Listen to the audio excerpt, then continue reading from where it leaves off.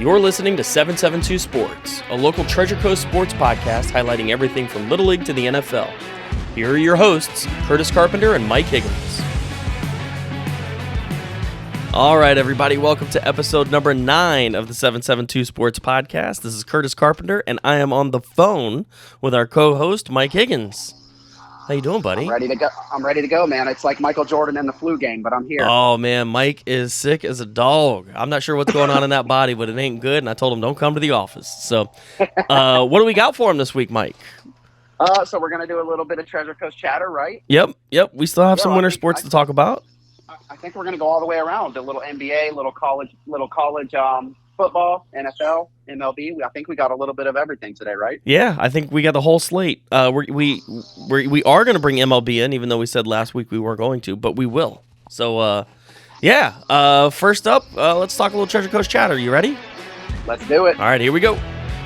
Treasure Coast chatter. All right, welcome to Treasure Coast chatter. This is where we talk about the local Treasure Coast sports. The Vero Beach High School football team. Let's start with that, Mike. What happened? Yeah, they sort of got throttled in that game versus Osceola. I just think them guys were bigger and faster. I didn't make it to the game. We had Lennox here, so we had the baby here. But I talked to a buddy that was there, and he just said these guys every one of them are just bigger and faster than we are. Well, I'll tell you what I saw. So the Vero Beach High School playoff game was at the exact same time as the Florida State football game.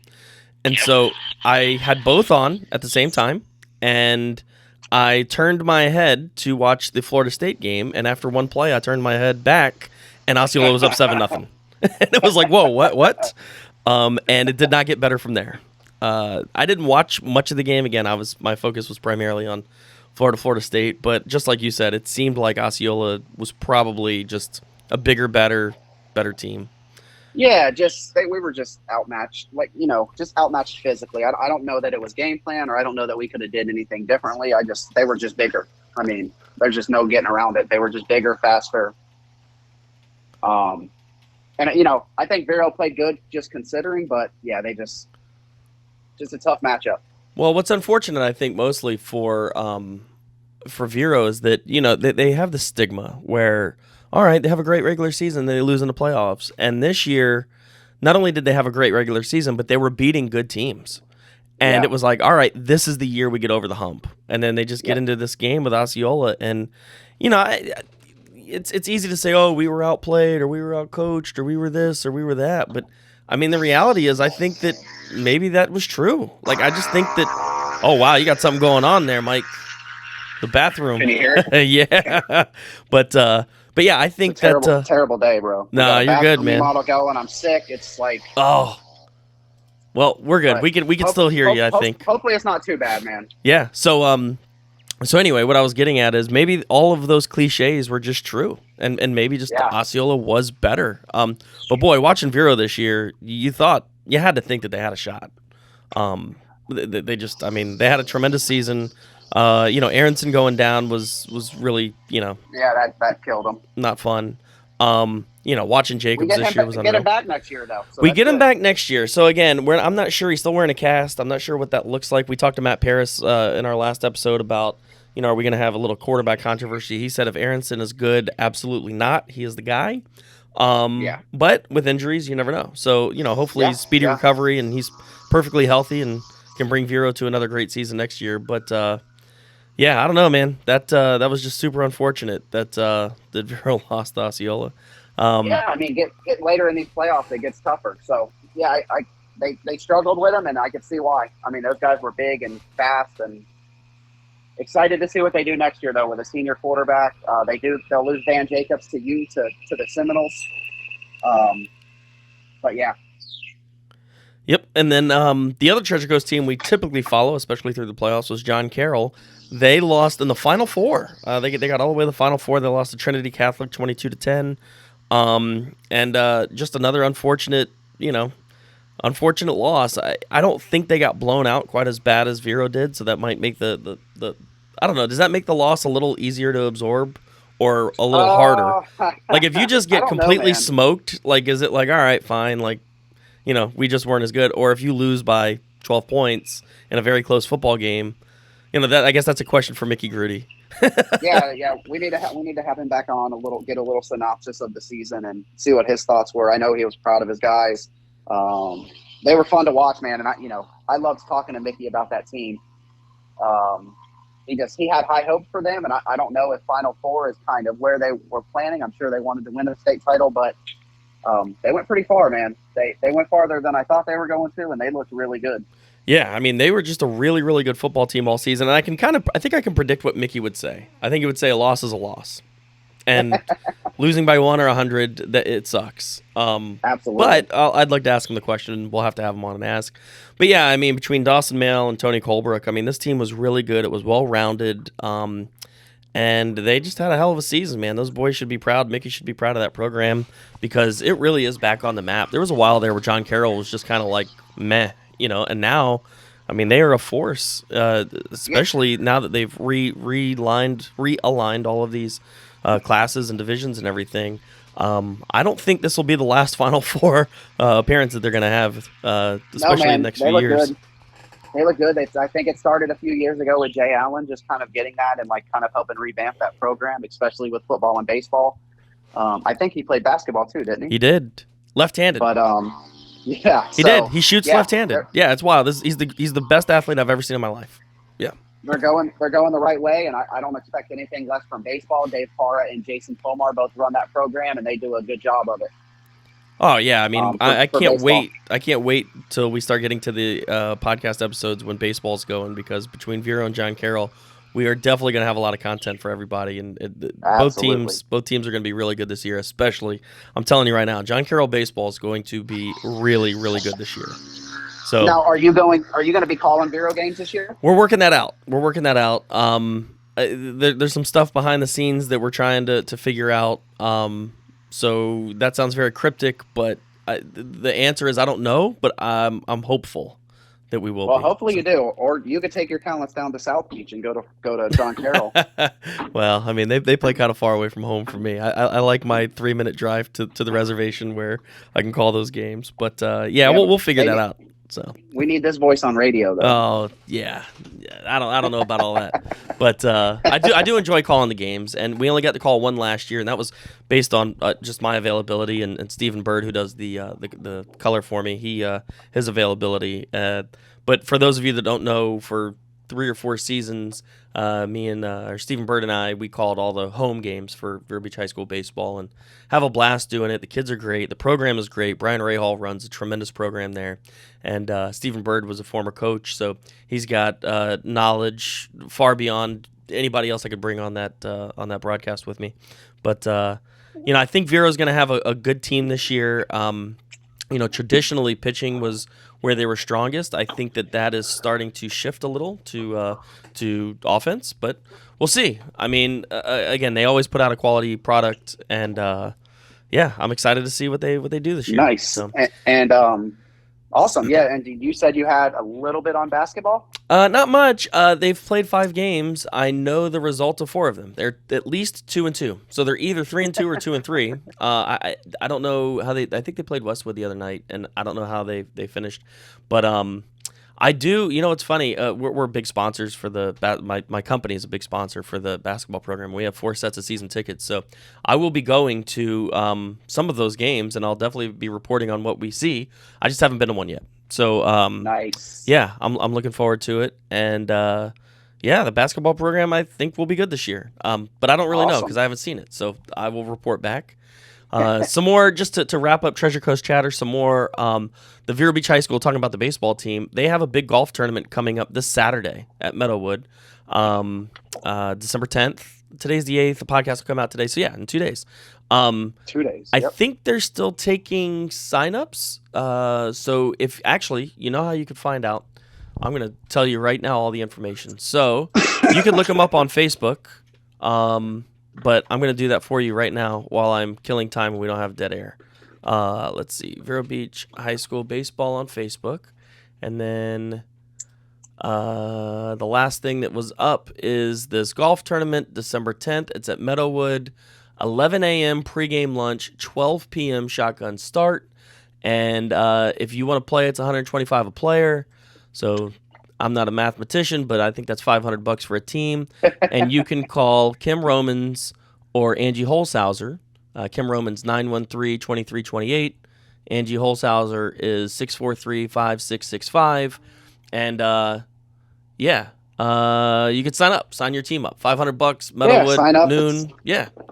It's a good cause. So I plan it every year. It's a blast. I love it. It's amazing. I have a birthday party to go to. Yeah, so do I. So I will not be there.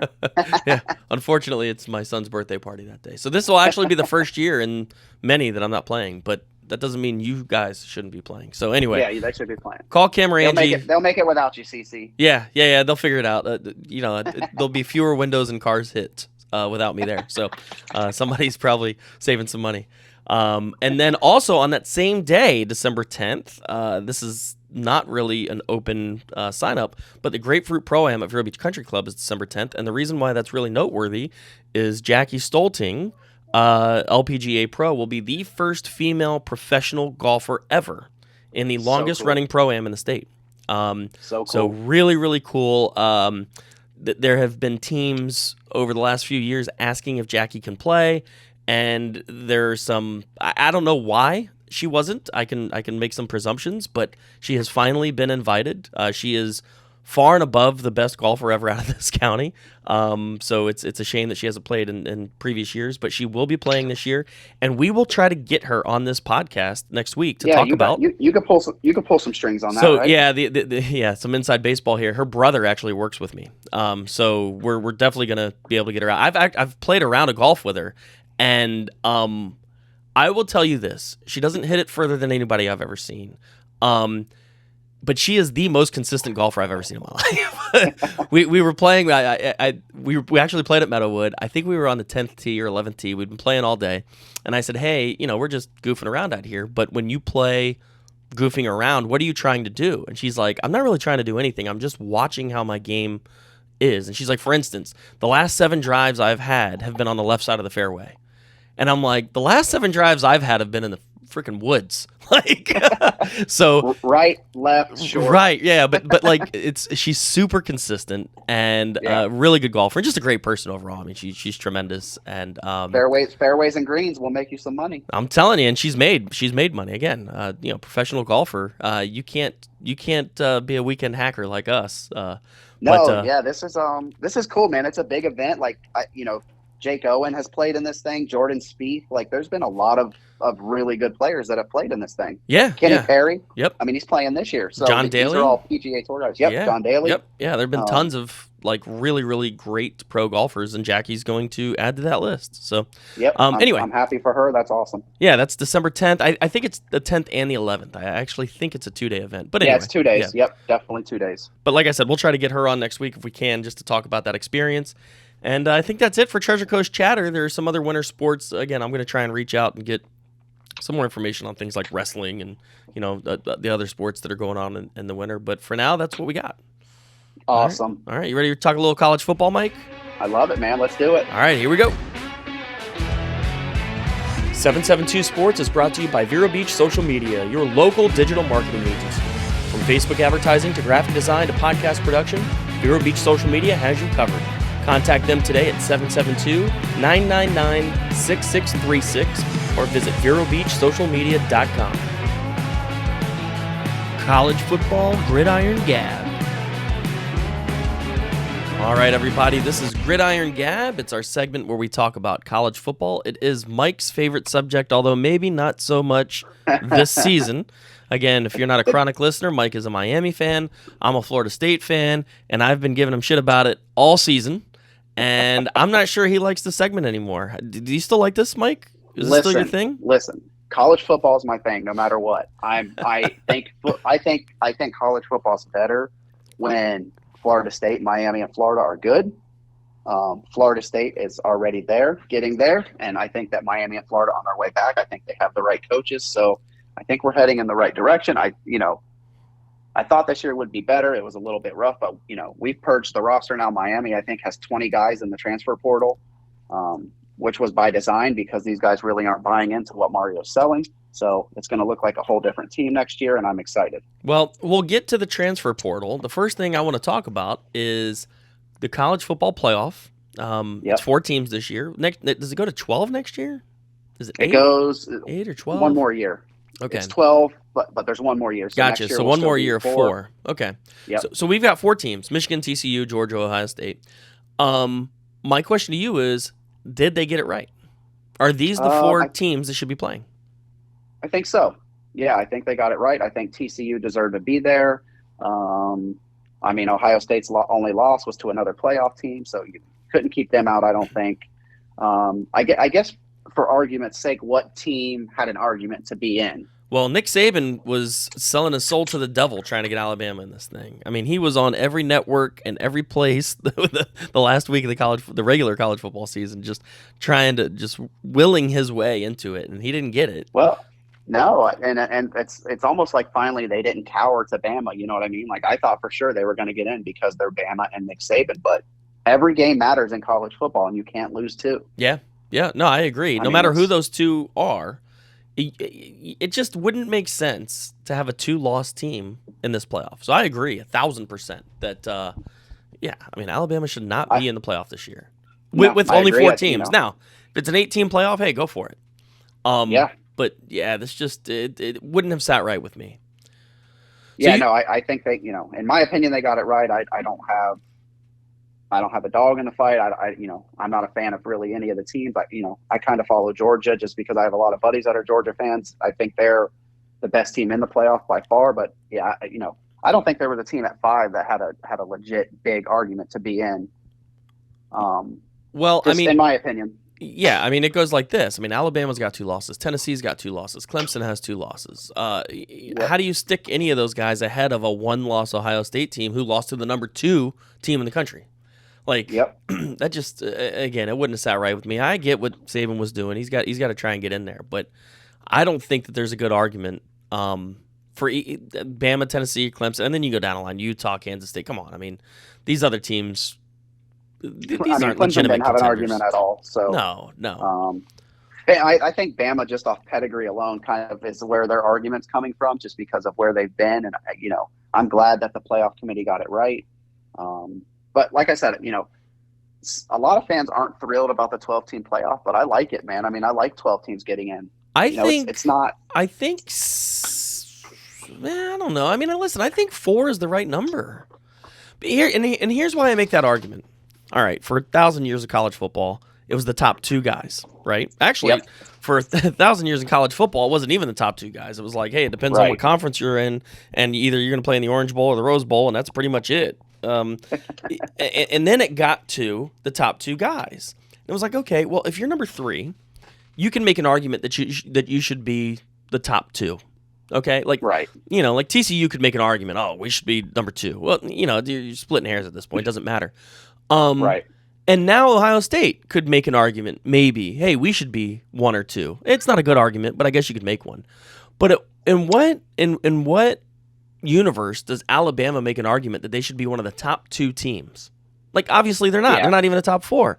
So I think the top 4 is pretty good. And if you kind of screw that up, where maybe 5 should be 4 and 4 should be 5, you're really, I don't know, man. I just feel like you're diluting the playoff with 12 teams. I think 4 is the right. I mean, listen, just my opinion, but I think 4 is the right number.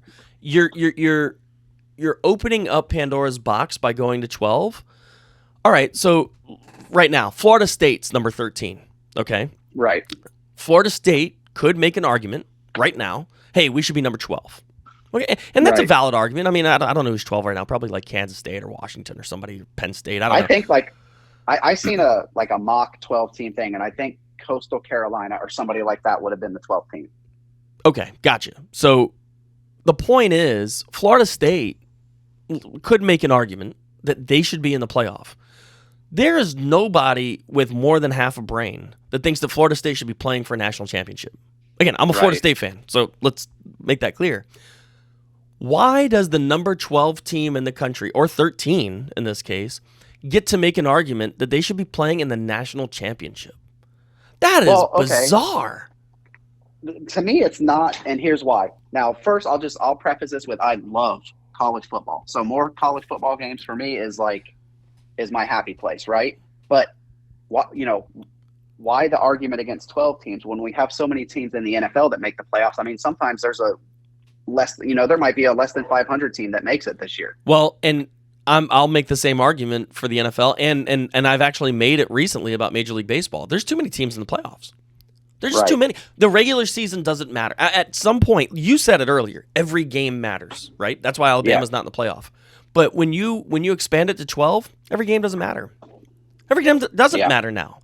So the beautiful thing about college football is you've got to be on your A game every single Saturday, right? You've got to win, because if you lose, you're out. Okay, right, and expanding it to 4 teams like they've done has said, okay, well, you might be able to slip up once. Okay, you might be able to make a mistake. You don't need to get 100 on the test, but you can get a 97 and you're still going to get an A. Okay, expanding it to 4 has said that. Expanding it to 12 is saying, a B is good. You could slip up. You could slip up a week or two and you'll be fine. I mean, right now, 3 lost teams would be in the playoff. Utah and Kansas State would be in the playoff right now with 3 losses. Is that good for college football? I think that I'm okay with that. Like, I would like to see, and normally I'm a traditionalist with this kind of stuff, right? I like the way it used to be, but I wouldn't mind seeing number 10 USC in a playoff. Okay. So if you're the better team, then beat them. Yeah. You know what I mean? Like, I guess I could see both sides. Again, this is just, I think it's a 3-year trial run for the playoff, for the 12-team playoff, to see how it's going to go. So we'll be able to, revisit this and see where it's at. But I would want to see, and I like the idea of a smaller, like a Tulane or a Coastal Carolina or something like that, getting in and just see if they can make some noise. They've wanted to get in every year. You know what I mean? Like, they've had an undefeated or a 1-loss team and probably didn't, definitely don't deserve it with 4 teams, but with 12 teams, give them that 12th seed and let's see what they can do. Yeah, my argument is, if you want to be considered a contender, play contenders in a regular season. This is not a secret. I am not a UCF fan at all. One of the things I don't like about them is they say, "Oh, we deserve a seat at the table," but they're not buying into the table. They're not playing. They played 1 ranked team this year. Right. And again, I know that this is a moot point because UCF sucks this year, but let's say they went undefeated this year. They were national champions. That's right. I forgot. They did win. They did not. They say they won the national championship, but that really irks me. They have it. They have a stanchion. This is 2017 national champions on their stadium right now. It's wild. They live in an alternate universe. But what I'm getting at is, let's say UCF had 1 loss this year and they played 1 ranked team. They would make an argument that they should be in the top 4. Well, the reality is they would be in the top 12. Okay, now they're probably going to lose to the number 5 seed, in the first game of the playoff, and it doesn't matter. But, let's say somebody gets hurt, or a lot of these guys are like, hey, I'm not playing in the bowl game because I'm getting ready for the draft. Who knows what happens at the end of the season? But I think if they're in the playoffs, they're going to play, right? Like, if they have a chance, you would think, you would hope, but I don't know. I mean, yeah, you never know. I mean, I guess you never know. Yeah. I mean, I guess we'll see how it is. I was always fine with 4. I was fine with how they used to do it, but I'm also good seeing what 12 does. I'm excited to see a Coastal Carolina get in there, or a Cincinnati, and see if they can make some noise. Yeah, I just saw many seasons where the number 3 team had an argument that they should be in the national championship. A good argument that they should be in the national championship. And I always thought that a 4-team playoff fixed that. And now I think they're taking an axe where they need a scalpel. Like, I think it works. What they have now works. There might be some very mild modifications that you need to make, but I think 4 works. Going to 12, we'll see. I mean, again, we'll find out in 2 years. But going to 12 is it's going to be wild, man. You're going to have really, really, really shitty teams winning national championships, I think. And I don't think that's fair. I'm ready to see it. Yeah. All right. At least see it. So I have a question. So we'll kind of do maybe a bowl game preview next week. Oh, we'll do some pick'ems. Yeah. We'll do like a bowl game. Yeah. We'll do it next week. They don't start till December 16th. I did want to get your thoughts on the matchup for Florida State. I think they're in the Cheez-It Bowl. Is that? They're in the Cheez-It Bowl, and they're playing Oklahoma. Cheez-It Bowl versus Oklahoma. So here's what I don't understand. Your initial thoughts on that. My initial thoughts when I saw that is, what the hell's the Cheez-It Bowl? Again, we were just talking about how in 2 seasons, if all factors are unchanged and Florida State's the number 13 team in the country, they can make an argument that they should be in the college football playoff, but now they're in the Cheez-It Bowl? Like, the what bowl? The names of some of these bowls, man. Well, and I Hometown get it. They're a Members, Bahamas sponsor, Bowl. but like this is not a Yeah. big bowl. This is not a New Year's Day or New Year's Eve. I mean, this is No, on like 28th. December 28th. Is that what it is? Eighth. Like, Yep. yeah, it's like, what are we doing here? And they're playing Oklahoma, who traditionally is a 29th, really good 29th. Yeah, traditionally Yeah. Oklahoma's a really good team, but this year they stink. So here's how it works out. If Florida State comes in and they destroy them and they beat them by 30 points, I'm going to be really pissed off because I think that Florida State should have, and I think right now Florida State should be in a better bowl. Right. But if they get in there and Oklahoma gives them a run for their money, it's like, all right, maybe they were evenly matched. So this is one of those we'll see. But on the surface, this is major disrespect to Florida State. And if they don't come out ready to put up 80 points on one of the worst defenses in college football, I'm going to be really disappointed. Well, I saw Jordan Travis is coming back next year too, so that's nice. Yeah, and listen, the reality is, why would he leave? I mean, he's not Right. He's not a top 5 round pick right now in the NFL. He's a small guy, he's a mobile guy. He probably needs to bulk up a little bit. He needs to do a little more pocket passing. If his dreams are to play in the NFL. But yeah, he was not primed and ready to go to the NFL right now. Yeah, I think so too. I think he would have probably been undrafted had he came out this year. But I think one more year getting polished up and ready to go will do him well. Yeah, so yeah. I think he can vault himself up there. He's a hell of a playmaker. So I'm excited to see what happens. So just scrolling through some of these bowls. I don't really want to go through any of these today, but some of these matchups intrigue me. Notre Dame, South Carolina. Seems like a cool matchup. South Carolina really came on at the end of the year. Tennessee, Clemson's going to be a good game. And I think Alabama in the Sugar Bowl is going to absolutely destroy Kansas State. I don't know what the line is, but it's got to be like 30, right? Yeah. Oh my God! No, I just looked it up. The line is Alabama minus 3.5, and I'm before the end of this podcast, I will have money on Alabama. Yeah, man. 3.5 points. 3.5. 3.5. 3.5. Alabama. What's the first quarter line? Like Alabama's going to be up 10 points after the end of the first quarter. Gotta be. Oh my God, that's wild. So, yeah, that'll be a good matchup. Like you said, Tennessee, Clemson will be. That's probably the best non-playoff matchup that we'll see. Yeah, that's a fun. Yeah, man, that's looking matchup. It's gonna be a hell of a game. That's gonna be a lot of fun. And some of these other games, like you said, they're just kind of they're there while we're hanging out. They're around filler Christmas games, break. Yeah, I mean, Middle Tennessee State versus San Diego State on Christmas Eve. It's like, all right, I'll watch it. Like while we're wrapping presents.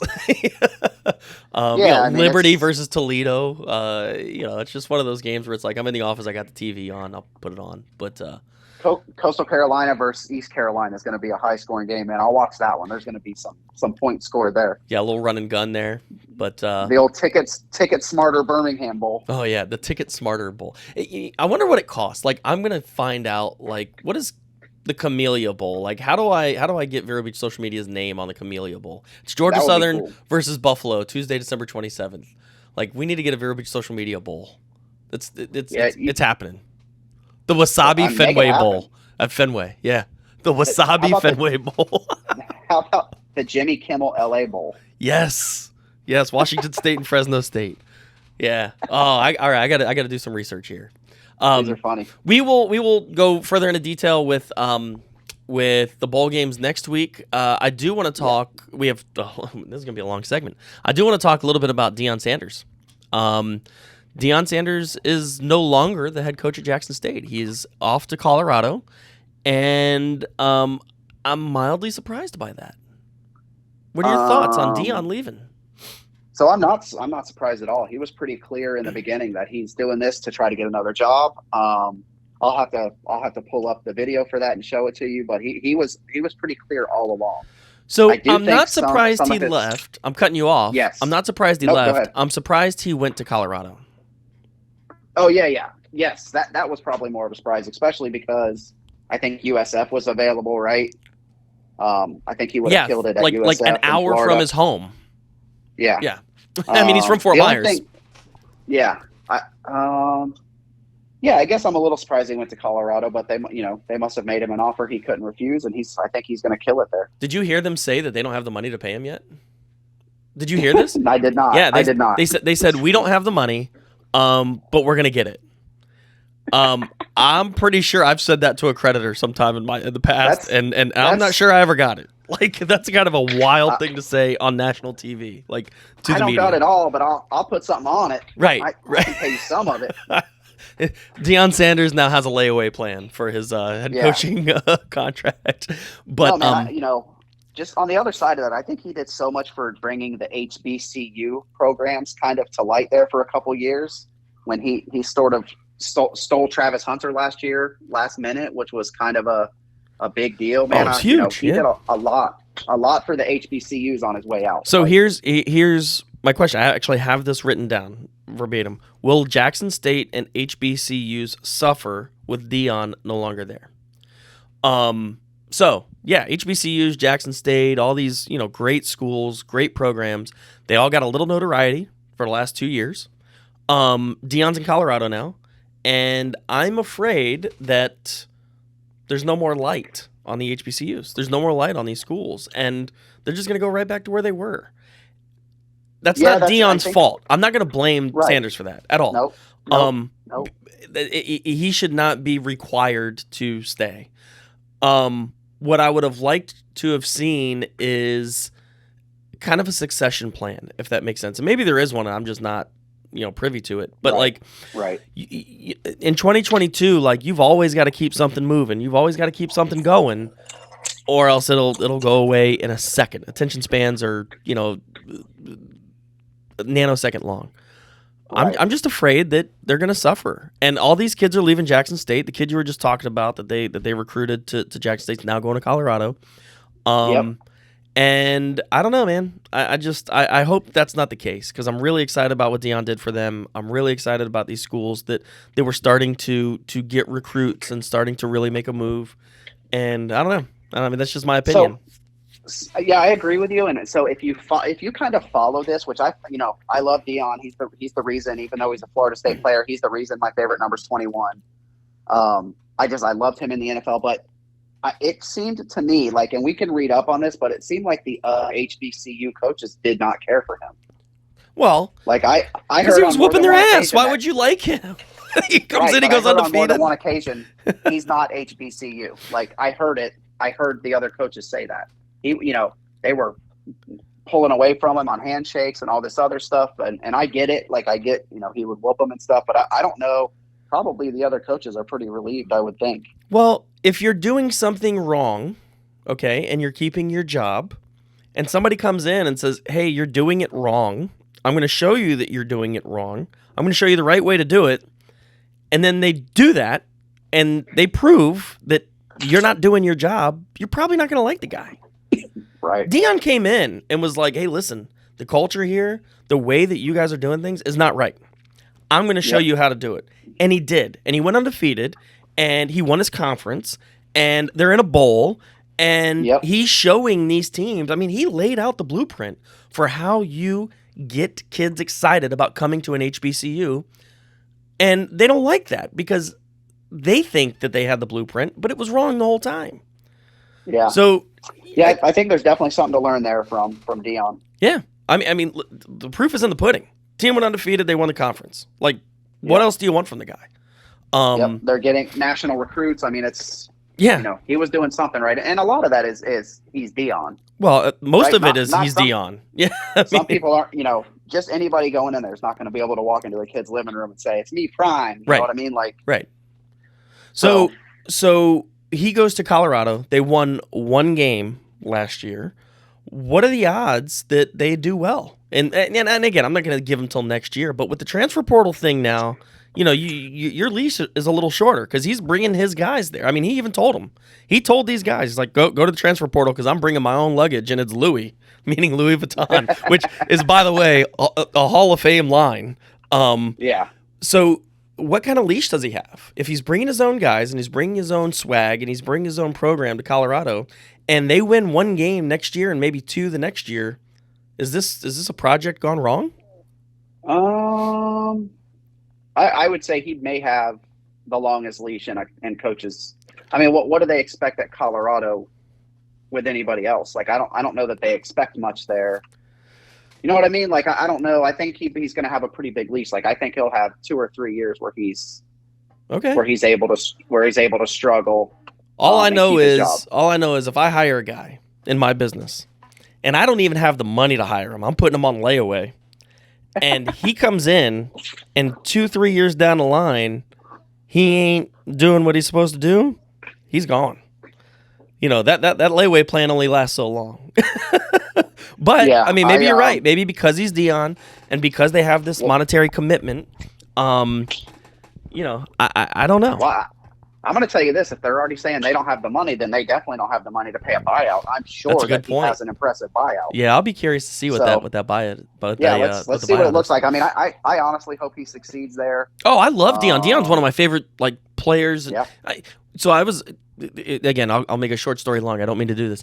But when I was a little kid, I was a 49er fan. Okay, my dad was a 49er fan because he was a Notre Dame fan. Joe Montana went there, so on and so forth. We were dying for the 49ers to get through the Cowboys in the NFC, right? Early 90s, 91, 92, 93, 94. Dion signs with the 49ers, they win the Super Bowl. That was it. And it was this is my boy. This is my guy. And again, he was a Florida State guy, so I already kind of liked him. But and then over time, I became a Colts fan, and that's a whole other story. But Dion's one of my favorite players of all time. And like you said, he's the reason why your favorite number is 21. I want this guy to do well. I want Colorado to go undefeated next year. Right. That would make my heart warm and fuzzy. I'm just curious, if it doesn't happen, what happens? So, yeah, I mean, I don't think much can happen. I think they're going to be hamstrung financially. So yeah, that's a good point. That is a good point. 3 or 4 years of Dion, no matter what. Yeah, almost like Florida State was with Willie Taggart. They had to go out to a booster, and there's a rumor, and I don't know if it's true or not, but one booster paid the buyout for Willie Taggart. They just started making calls, yo, we need somebody. And the rumor was, this is funny, the rumor was it was a billionaire alumni from Florida State, which there aren't very many of those, by the way, if you're not following them. But one that I do know of, which is very out of left field, is Sarah Blakely, the woman that started Spanx. I think it was Spanx. Yeah. The rumor is she's the one that put the money up to buy out Willie Taggart. So I don't know if that's true at all, but I wonder if Colorado's got any billionaire boosters that they could get to buy out Dion. But I'm sure they got to have one. Yeah, we're nowhere near that part yet though. But I do want to bring that up as a hypothetical. I actually think he succeeds there and will get a bigger job. Man, I hope so. He's going to be at Florida State at some point. Well, all right. So that poses another question. I've heard a lot of people say, well, Florida State missed out. They could have got this guy, da-da-da. But how do you fire Norvell? Norvell has done great. I mean, I don't, this year he's done great. And he's sort of been the just trust what I'm doing here guy. And he struggled the first couple of years. And, out of nowhere, they have 9 wins, could get 10. Yeah, and like I said, in 2 years, if they repeat exactly what they did this year, in 2 years, they're they're probably in the playoff. That's wild. Florida State was so bad. I mean, as of early this year, on our first or second podcast, you were asking me, will Norvell make it through the season? And now I'm I wouldn't fire Norvell to get Deion Sanders. We had that conversation. Yep. What a swing. And you know how he succeeded, and I know you wanted to touch on this, so we'll kind of transition is the transfer portal. Well, we are going to evolve into that. But the transfer portal has been very kind to Florida State. And believe it or not, JUCOs have been very kind to Florida State. They've got a lot of guys that have come out of JUCOs that are a little older that they can bring in for a season or two and kind of plug these holes. Kind of going back to what you said, Norvell just kind of said, listen, you got to trust me. And the boosters and the admin and all those guys said, all right, here we go, ride or die. And right now, again, I'm not even pretending that Florida State's a top 10 school for the rest of perpetuity, but they're good now. They're and I didn't say that 2 months ago or 3 months ago. I did not think they were good. Right. And now they're good. They're not great. They're good. So let's see what Norvell can do. You can't just fire this guy and bring in Dion, especially when you got buyouts. You just paid out Taggart again. Sarah Blakely give up all this money to buy out Taggart. Now you got to go find more money to buy out Norvell, who's actually a good coach, to bring in an unknown that took a really bad team to be really good in a really bad conference. I don't know. But it was just kind of funny to me. It was hysterical when people were like, "Oh, Florida State missed out on Dion." It's give it some time. Give it some time. Yeah. It's not an immediate need. I think Colorado's a good stepping stone job before you get to a major Power 5 team. Yeah. So We'll see what he does there. All right, transfer portal. It is out of control. This transfer portal is wild. It's unbelievable, and it's really going to cost, I think, some of these high school kids trying to get into college, right? So, like, it's going to cost some of these lower-tier high school kids that haven't committed, that have kind of been waffling around, and now there's 700 kids in the transfer portal.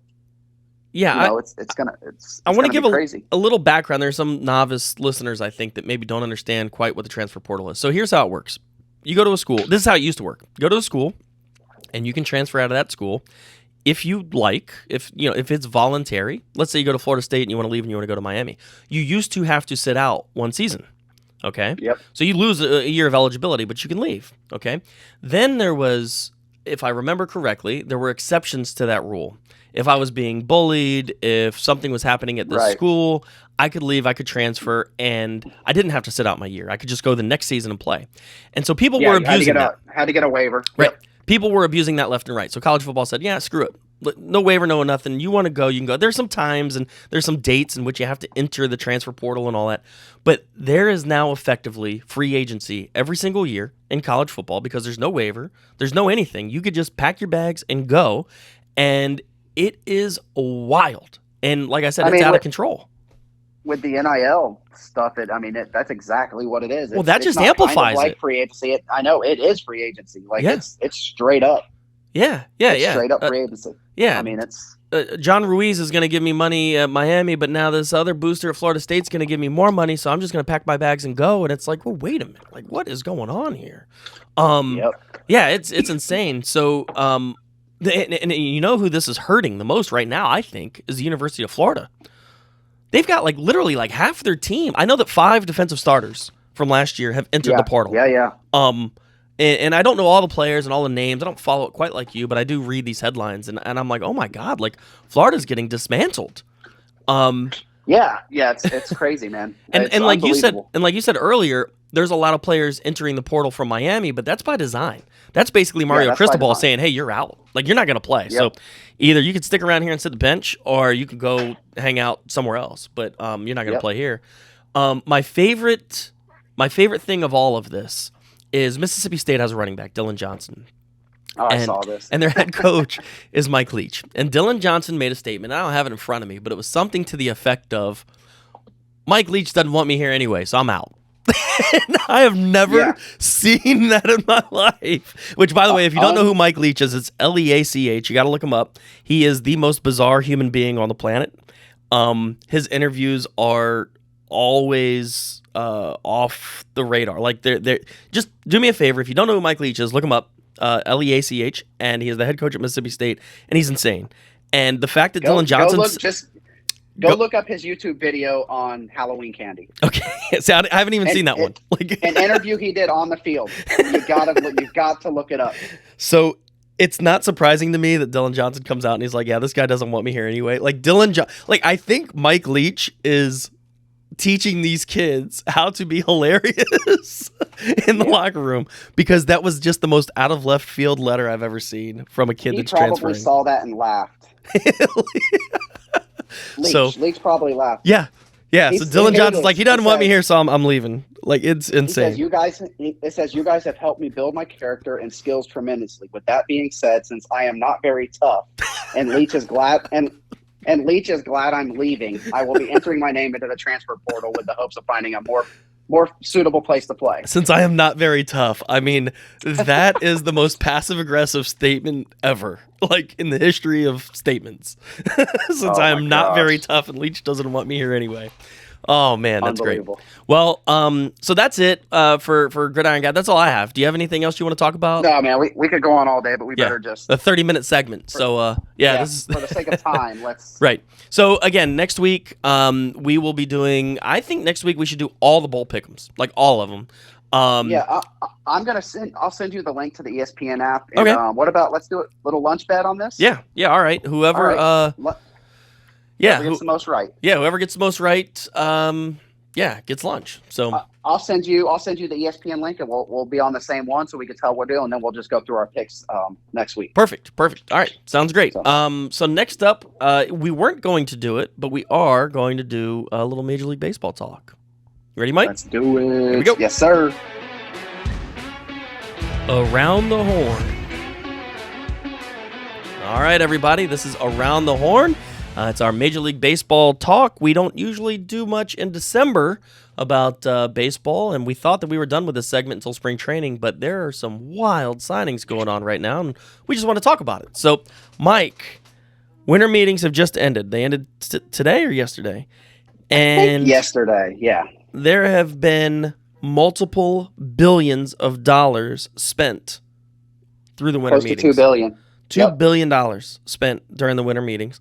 I think the biggest name and the biggest, I don't know, not surprise, but the biggest controversy so far has been Aaron Judge. Yeah. He got a 9-year contract for $360 million from the Yankees. It was rumored 2 days ago that he was going to be at the Giants. I mean, John Heyman, who is I mean, he's like a guy. He's a dude. He's not just like a guy like you and me. Like, he's got sources. Right. He reported he was going to the Giants. It was a done deal. Then later that night, it was, no, it's not a done deal. And then the next day, yesterday morning, it was, hey, he signed for $40 million a year for 9 years with the Yankees. What do you think? What is this a good deal, bad deal, indifferent? What's going on here? I'm fine with the deal. I mean, baseball players make too much money, but that's a story for another day. I'm happy he stayed in New York. His other two finalists were the Giants and the Padres, and I didn't want to have to deal with that guy for the next 10 years. Right. I read somewhere that he turned down $400 million from the Padres. I have that in my notes. Yep. Judge turned down, the Padres offered him $400 million. And he turned it down. Now, again, I don't know the specs on that, how long the deal was, or, I don't know. I just know that he stayed in New York for only $360. Yeah, well, I'll take it. Yeah. So I had this conversation with my father-in-law last week when the Yankees offered him $300, and then it was rumored that he was going to get $325 from somewhere else. And I said, you know what? It's probably worth him staying in New York and losing $25 million, because how much in endorsements over the next decade will this guy get by being a Yankee over being, for this instance, a Padre? Yeah, I mean, I think it makes sense. Judge is now going to be, I'm sure he's going to have his number retired, and he's going to be in their little Hall of Fame thing that they have down there, no matter what he does, because the Yankees retire every number. But yeah, now he's a lifer. He's a Jeter guy. He's a whatever you want to call it. He's a DiMaggio. He's a Babe Ruth. He's in that Babe Ruth. Yeah, I mean, he's in that club. So being an all-time great for the Yankees just hits different, right? Yeah. Like it just hits different. That's why he stayed there. He's already made probably a couple $100 million, so it's not like $40 million is that a gigantic deal to him. I think he got it right. And I was just having a conversation in the office with a guy yesterday. It hits different being a Yankees all-time great, right? Yeah. Babe Ruth, Mickey Mantle, Roger Maris, Aaron Judge, Derek Jeter. I think he got it right. Yeah, so he has made about $40 million in his career. Okay. 30, 40, about $40 million. So yeah, I mean, listen, the guy's got money. And now he's got like 10 times that. But yeah, so I heard a stat yesterday that was absolutely wild to me. All right. Judge is a big boy, right? I don't know how tall he is, I don't know how big he is, but he's at least 270 pounds, right? I think he's 295 is what I read. This is one of the wildest stats I've ever heard in my life. 54 major league players in the history of the game have weighed 270 pounds or more. Okay? All right, hear me out. 54 players have been as large as Judge, or roughly. Only one over the age of 37 has ever hit a home run. Can you guess? I mean, this is wild. Can you guess who the only player in the history of Major League Baseball to be over 37 years old and over 270 pounds? Can you guess who the only player is to ever hit a home run? Is it a pitcher? Yes. Is it Bartolo Colon? Yes, it is. You got it. Oh, let's go. Bartolo Colon. I remember that home run. The argument was you're paying this guy $40 million a year for 9 years. Now, that might not be so bad this year, next year, and the year after that, but he's 30. So, you're going to pay this guy until he's 39. What's he going to look like at 35, 36, 37, and then what's he really going to look like at 38, 39? Right. You know, baseball, this sounds funny and you're going to laugh, but baseball's not a big guy sport. It's No, just I agree. not a lot of successful players have been as big as he is. Now, again, he's got the height factor, so maybe, yeah, okay. But I don't know, man. I mean, the body breaks down. When you're that big, Yeah. the body breaks down a lot sooner than it does in a regular guy. So, well, I'll be curious to see how this shakes out. Obviously, you know, the Yankees felt like they had to keep him. They have a superstar. They've got a guy that's now the face of the team. They've got a new captain. I mean, he checks all those boxes. They may have overpaid. That's all I'm going to say. There's going to be some Bobby Bonilla type deferments here at the end of this thing. I mean, my question is, in 2028, 2029, 2030, are the Yankees going to be like, fuck, we got to figure out a way to like unload this guy? Like, and that's going to be a shame if that's the case. But I mean, they're hamstringing themselves in the future. Yeah, I hope that he breaks all those kind of trends or whatever and can be successful. But I don't know, man. It's a long time. It's late into his career. Yeah. He plays outfield. He's a big guy. I mean, it's American League, so I guess he could transition to DH and be okay. Yeah, that's true. But yeah, I don't know, man. It's a lot of money. All right. So I want to talk about 3 former Dodgers. The first one, Trey Turner. Goes to the Phillies, 11 years, $300 million. What are your thoughts? I mean, I'd have paid him. I mean, I think the Phillies got a steal. I think they got a steal for Trey Turner. I don't think the average baseball fan realizes the type of game changer that this guy is. And I know you and I know because we watched it day in and day out when he was with the Dodgers. This guy completely changes the game when he's on the field. When he's at bat, he gets hits. All right, not home runs. Not a lie. What did he get? Maybe 20 last year. But he gets on base. I mean, he gets on base. Yep. When he's on base, he is chaos. And defensively, he's actually really good. He's not great. I mean, listen, he's made his errors. But I'm telling you right now, to get a guy like that for under $30 million a year, steal. That again, that's just my take on it. But yeah, holy cow. You and I are both big fans of Andrew Friedman, I think, the Dodgers general manager. But I think he dropped the ball on this one. Like you should have given him $20 million more or given him more. And now I will say that Trey's an East Coast guy, so maybe he just wanted to be back east. That leads me to my next thing. The Padres offered Aaron Judge $400 million. It's rumored that the Padres offered Trey Turner $342 million, and he turned it down. So, are the Padres like always the bridesmaid and never the bride? Like, have they turned into that team where like nobody wants to go there? I don't know why nobody would want to go there, but these are 2 guys that they've offered significantly more money to that have turned them down. Why? Well, I don't know. I do know that they did sign Xander Bogaerts overnight, who was really last a good night. Player. Yep. So maybe now they're the bride because they got Bogaerts. And he signed them. I think he signed for less than $200 million. So, or maybe just over. I did not. I heard that he signed, but I didn't get any. Actually, he got close to 300. 11 years, 280. 11 years. Oh, I see that now. 11 years, 280. So they did pay him. Actually, they paid him less than Trey. But yeah, I think Trey's more valuable though. So I think Trey's way more valuable. Yep. Boy, man, he's good. I trust Friedman. You trust Friedman, but we're just kind of sitting here not getting better. So I think that Andrew Friedman has taken the Curtis Carpenter philosophy to heart. You don't need these guys. You know what you need to do in Major League Baseball now? And we alluded to this about college football. You just got to make the playoffs. If the Dodgers don't sign a single player, and they have their current 25-man roster, or 26-man roster, or 27, whatever it is now, with their current roster, do they make the playoffs? And I think the answer is yes. Yeah, but I don't think they win the division. I don't know. I mean, maybe they get a wild card. Sure. It doesn't matter. Look at the Phillies last year. Won 88 games, and we're in the World Series. Yes. I think Friedman is thinking, I'm going to save this money, man. I'm going to save this money. See, this is going to sound funny to you, and this is looking ahead, but I honestly think they're thinking about next year and making some kind of record mega deal for Ohtani. There are some accounting issues here. So one is they got to get under the luxury tax threshold. And again, that's a very complicated matter. But to simplify things, if your team pays more than X amount of money as a whole in a season, you are subject to a luxury tax. So like the number used to be $200 million, and now it's way more than that, I'm sure. But it used to be if you hit $200 million, the first year you pay 10% on top of that. The second year that you're over consecutively, it's 20, then 30, then 40, then 50, and so on and so forth. At one point, the Dodgers had like 7 consecutive years over the luxury tax. So they were paying like 70%. But all you have to do is get under it 1 year, and it resets the clock.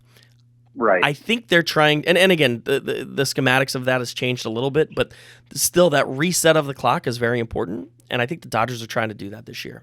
And like you said, maybe that's so that next year they can go bonkers. And again, I think it's Shohei. Listen, whatever you have to get Ohtani, do that.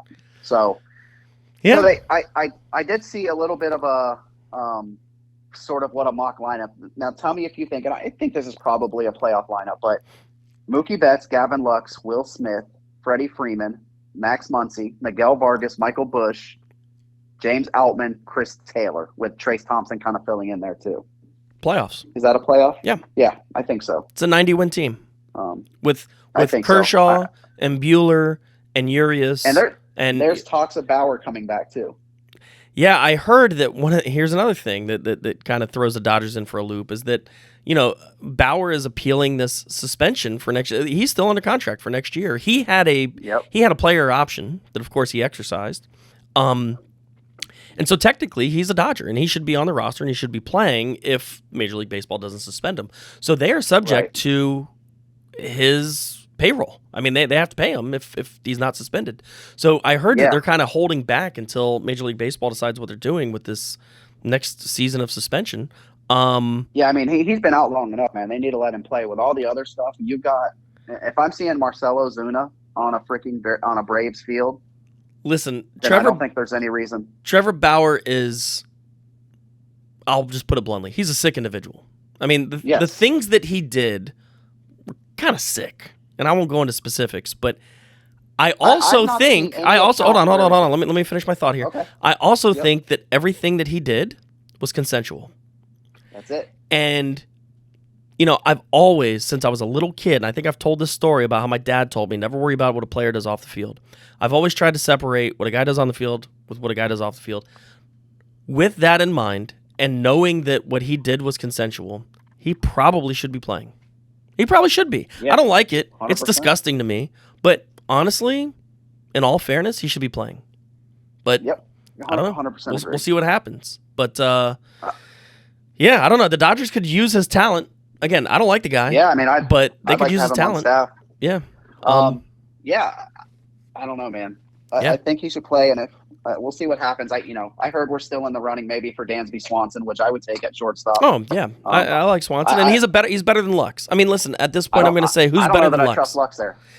Yeah, and it's funny. The insider guys say that he'll do better at shortstop than he did at second, and the errors would go down. I don't quite understand how that plays, but I don't know. Sure, I guess if you're an expert and you know more about fielding than I do, somehow that makes sense, but I can't make that make sense. I mean, if you can't field a ground ball, you can't field a ground ball, whether you're on the left or the right side of the infield. Who cares? He had a ton of throwing errors too. Well, and I think that maybe that's what their argument is. And I mean, you've played enough baseball to know if you're playing on the right side of the infield, if you're at the second base position, that is sometimes kind of an awkward throw. It's not natural, especially for a right-hander, which it is surprising to me that you don't see more lefties at second. I think it's the turning of the double play that probably screws that up.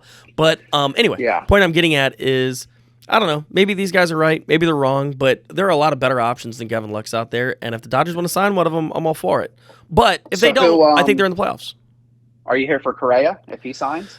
I hear that he's out, that the Dodgers will not pursue him. Because of their fans, Listen, the reality is fans have short attention spans. They have short memories. If they sign Correa, there'll be people with Correa jerseys. And there'll be people that'll be pissed, and there'll be people that don't, They'll come back when Dodgers start winning. Right. And the reality is the Dodgers have a lot of these young guys that I think they're trying to just give a shot to. It's like how long do you keep a guy? How long do you keep a James Outman in the minor leagues? I mean, Yeah, I mean, I'm excited for Outman and Bush for sure. oh, by the way, it's James Hitman because he doesn't get out. Yes, You got yes, it. that's Yeah. right. Yeah, I trademarked That's that. right. So, but anyway, Trademarked. yeah, trademark pending, copyright pending. So who are the other Dodgers you wanted to? Former Dodgers. Okay, so Kenley Jansen signs with the Boston Red Sox Boston. yesterday. 2 years, $32 million, $16 million a year. Would you, right now the Dodgers don't have a closer? Would you have paid Kenley $16 million a year to come back?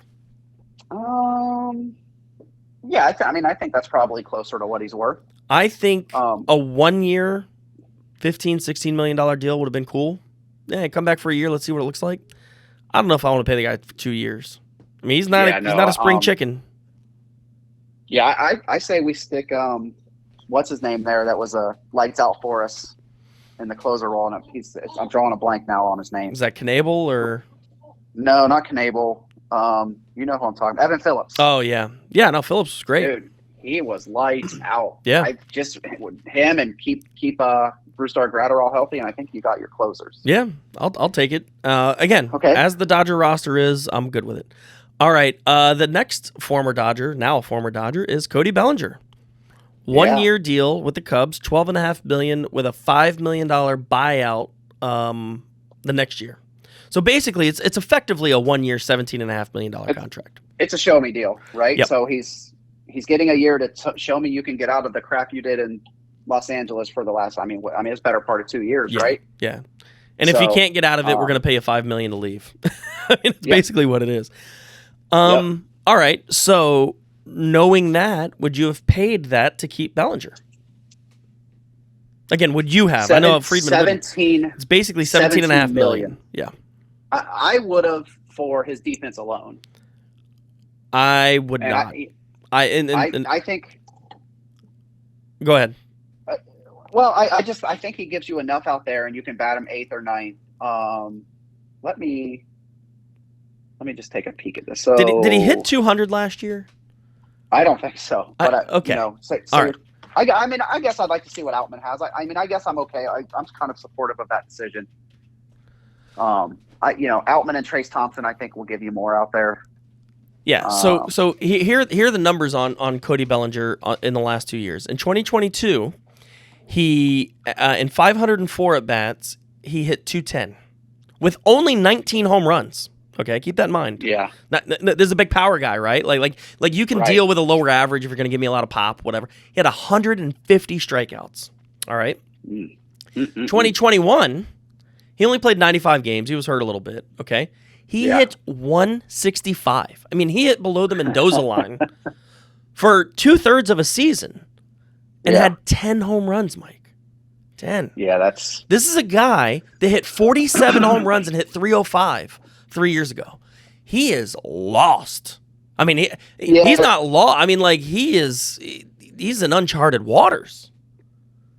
Listen, so I guess I've changed. I don't know that I've changed because I maybe would have gave it to him. It's in the grand scheme of things, it's not a lot of money for baseball, but let him go to the Cubs, let him work out of this funk, and then maybe he comes back if he can figure it out again. I mean, he was an MVP here. He won a World Series here. Let's see what he does with the Cubs. I guess I'm sort of supportive of that decision. Not if it means bringing in.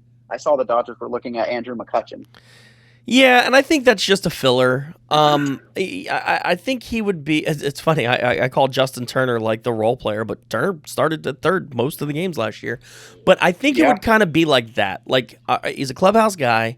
He's a guy that we can plug in. You know that Friedman and Dave Roberts love mixing that lineup up and different guys here and there. Nobody ever gets really routine starting time. I think it's more of a, McCutchen. I think it would be McCutchen's not our everyday starting center fielder. He's the guy that we're going to plug in here and there, and we need to bat off the bench. Yeah, DH. I hope that Friedman's not like, oh, we have our answer at center field. It's 67-year-old Andrew McCutchen. I don't see that being a thing, but there's still some pretty good free agents left too. So let's see what happens.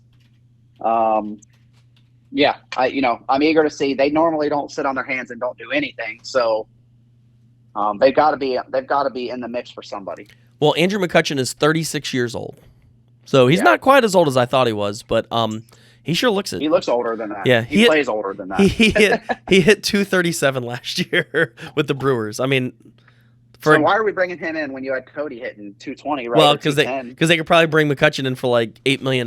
Yeah, you know. Yeah, that's true. He made. Yeah, that's true. Well, in 2018, he made 14.5 mil. So, I think I'd rather see Outman and Trace Thompson out there. Honestly. Yeah, for 500,000 instead of this guy for 10 million or whatever we're gonna pay him. See what we have, and then make that move at the trade deadline that we need to do. Yeah. So that was it. That was all I had for Major League Baseball free agent talk. I did. What do you think about? Just real briefly, we need to move on. I think, but DeGrom signing with Texas was kind of a. We didn't even bring that up. That was a little bit of a shocker to me. If you said, hey, there's a free agent pitcher that's going to sign with Texas this season, I would have said, shit, we lost Kershaw. But I never thought in a million years that DeGrom would sign with them. It was kind of a head scratcher, but I mean, listen, the money's there, so good for him. I still don't think they're very good. They signed another good pitcher too. So, and I don't remember who it is. It was somebody solid. Was it Haney? Oh, Where did Andrew Haney? Oh shit, Haney I don't remember. Somewhere. I do remember seeing that he signed somewhere though. Andrew Haney. Somebody else signed in Texas, and it was a decent pitcher. I don't think it was Haney though.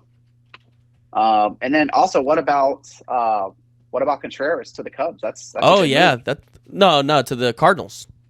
Cardinals. Yep. He was on the Cubs. Yeah. That's huge. I mean, they're going from Yachty to Contreras. It's like, wow, that's it's almost like the Peyton Manning to Andrew Luck kind of like, hey, all right, we have our staple catcher again. I love Wilson Contreras. I think he's top 5 catcher in the league. Me too. Huge pickup for the Cardinals. I think we have the best catcher in baseball, Will Smith, but that's just me. Maybe I'm biased, but hitting and fielding, I think he might be the best. It was Haney, by the way. Andrew Haney went to the Rangers. Yep. Just Mets landed Jose Quintana. That's kind of a good deal. Yeah. Yeah. Oh, another sneaky one under the radar. Taijuan Walker was like 12-4 last year with a really good ERA. He signed with the Phillies too. Yeah. I mean, listen, they got Trey, they got Taijuan Walker, and they were in the World Series last year. So I mean, listen, man, the Phillies aren't getting worse. I'll tell you that. Nope. Josh Bell went to Cleveland. Yep. Which is going to make them a lot better. I like Josh Bell a lot. Me too. Yep. Mitch Haniger to the Giants. All-star. Yeah, you were never. I'm like, okay. Yeah. We'll see what he does. But didn't we have Tommy Kahnle for the last 2-3 years? He's been hurt. Yeah. Did he ever pitch for us? He signed back with the Yankees. I don't know. He signed back with the Yankees. I saw that and I was like, oh shit, I don't remember ever seeing him in a Dodger uniform. Verlander to the Mets. I mean, that's kind of a big one for a couple years. Yeah, they've got the 2 highest salaries in Major League Baseball, average annual salary with Verlander and Scherzer, $43 million apiece. Yep.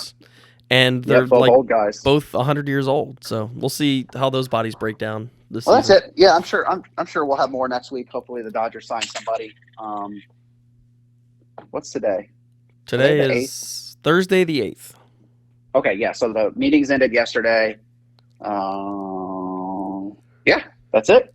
All right. Well, we'll move on. We'll talk a little NFL. You ready? Let's go. 772 Sports is brought to you by the Higgins Home Group. Let the tag team of Mike and Vicky Higgins help you either find your dream home or sell your current home for top dollar. The Higgins Home Group is one of Dale Sorensen Real Estate's premier real estate teams. Give them a call at 772-532-8148. Next up, Chalk Talk. All right, this is our Chalk Talk segment where we talk about the National Football League. It is probably my favorite segment. It's something that I like a lot. Kind of like Mike likes the college football. I'm big into the pros. So we're 2/3 of the way, almost. We're getting into the nitty gritty at the end of the season here, Mike. What is there, 5 games left? Let's see. This is week 14. Actually, the Colts have a bye this week. So 15, 16, that's 17, a late bye. 4 more games. Yeah. Well, traditionally, if you're a good team, it's a good week to have a bye. Right. But when you suck like the Colts, it doesn't matter. Yeah. That's pretty much how it breaks down. But come on. Dude, they're bad. They're really bad. Yeah, man. I was pretty hyped about Matt Ryan going there. I've always liked Matt Ryan, and I thought he was going to do something. But so here's my take on the Colts and Matt Ryan. Matt Ryan, still a pretty good quarterback, I think. The issue is he's got like negative 0.5 seconds to throw the ball every down. That offensive Right. line sucks. I mean, they're bad, man. They're really Yeah, bad. And so, yeah, it's Matt not Ryan, Carson Wentz, Ellinger, stick whoever you want back there. You could put Tom Brady back there, and he's not throwing the ball. Or if he is, he's getting rid of it real quick and throwing it incomplete passes and interceptions. It's just the line's got to get tightened up before they have any shot at being good again. But yeah, I agree. So, what are we going? What are we talking about? Well, I want to talk about the division leaders and if they will stay there. So in the AFC South, the Titans have a 3-game or 3.5 game with the Colts tie or whatever it is. They have a lead in this, and that's how bad. Not only are the Colts bad, but that division's bad because the Colts are in second place. All right, if you're 4-8-1 and you're in second place, that's a problem for your division. So yeah, like I said, the Titans have a 3-game lead. With the Colts have a game in hand, I guess, because they have their bye this week. Anyway, Titans are up 3 games. It looks like your preseason prediction will be right. I mean, the Titans are going to win this division. Are they any good though? Very good either. I was going to say. They've not looked good, man. All right, so they're division winners. They're going to be the 4 seed. Do they do anything in the playoffs? Are they good enough to make a run? I'm going to have to see the matchup. I think anytime you have Derrick Henry, then you've got a chance. But I think they may underutilize him more than any team I've ever seen underutilize an absolute stud. He had 11 carries last week. I mean, that's criminal. I mean, that 11. Like, yeah, Vrabel should be fired like 5 minutes after that game. They fired their GM, and I'm like, he's not the problem. If he's not done a great job, but what the hell's Vrabel doing? Right. Or the offensive coordinator, somebody. If he's giving arguably the best running back in the league 11 carries, and they lost, right? Carries. Yeah, I mean they haven't lost. They haven't won a couple. Yeah, in a loss. Now listen, you give him 11 carries and you win, you're genius. You give him 11 carries and you lose, it's like, what are you doing here, man? Yeah, that's tough. So I need to see who they match up against. I need to see how they start using Derrick Henry, but. As of now, I wouldn't say they would make much noise, but that's subject to change. All right, let's move on to the AFC East. Every single team is 500 or better. The Bills have a 1-game lead on the Dolphins. The Dolphins have a 1-game lead on the Jets, and the Jets have a 1-game lead on the Patriots. What happens at the end of this, the end of the season with these teams? I